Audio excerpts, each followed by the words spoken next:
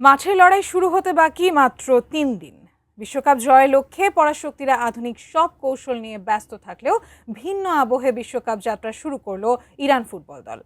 পবিত্র ধর্মগ্রন্থ কোরআন শরীফে চুমু খেয়ে মার্কিন মুলুকের উদ্দেশ্যে রওনা হয়েছেন ইরানি ফুটবলাররা। মাঠের লড়াইয়ের আগে ইরানের এই অনন্য বিশ্বকাপ যাত্রার বিস্তারিত জানাচ্ছেন বদিউজ্জামান মিলন।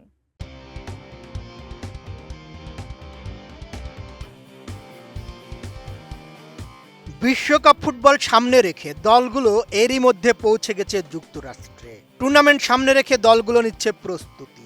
ইরান ফুটবল দল তাদের বিশ্বকাপ যাত্রা শুরু করলো অন্যভাবে। পবিত্র ধর্মগ্রন্থ কোরআন শরীফে চুমু দিয়ে বিশ্বকাপ খেলতে গেলেন ইরানি ফুটবলাররা। ইরানি ফুটবলারদের কোরআন শরীফ ছুঁয়ে বিশ্বকাপ খেলতে যাওয়ার ঘটনা সামাজিক মাধ্যমে ভাইরাল। এক ভিডিওতে দেখা যায় বিশ্বকাপগামী বিমানে ওঠার আগে ফুটবলাররা কোরআন শরীফে চুমু দিচ্ছেন। আশপাশে ইরানি পতাকা নিয়ে উচ্ছ্বাস করতে থাকেন অনেকেই। তারপর টিম বাছে করে গেলেন বিমানবন্দরে। কোয়ালিটি সম্পন্ন আন্তর্জাতিক মানের still bar CSRM, committed for better still.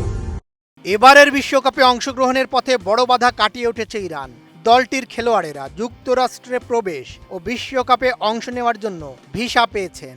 বিশ্বকাপের প্রস্তুতির অংশ হিসেবে বর্তমানে তুরস্কের আনাতালিয়ায় প্রশিক্ষণ ক্যাম্প করছে ইরান।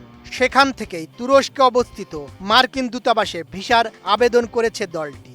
তুরস্কে নিযুক্ত যুক্তরাষ্ট্রের রাষ্ট্রদূত টম ব্যারাক শুক্রবার সামাজিক যোগাযোগ মাধ্যম এক্সে দেওয়া এক পোস্টে বিষয়টি নিশ্চিত করেছেন। ইরানিদের অনেক আবেদনকারীর ভিসা প্রত্যাখ্যাত হয়েছে কিনা সে বিষয়ে জানা গেছে ইরানের রাষ্ট্রীয় টেলিভিশনে। প্রতিবেদনে ইরানের রাষ্ট্রীয় টেলিভিশন জানিয়েছে, বিশ্বকাপ সামনে রেখে ইরানের প্রতিনিধি দলের 15 সদস্যকে ভিসা দিতে অস্বীকৃতি জানিয়েছে যুক্তরাষ্ট্র।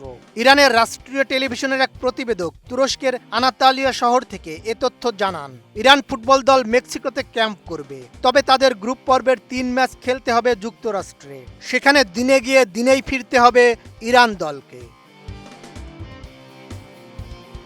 বদিউজ্জামান মিলন, এটিএন নিউজ।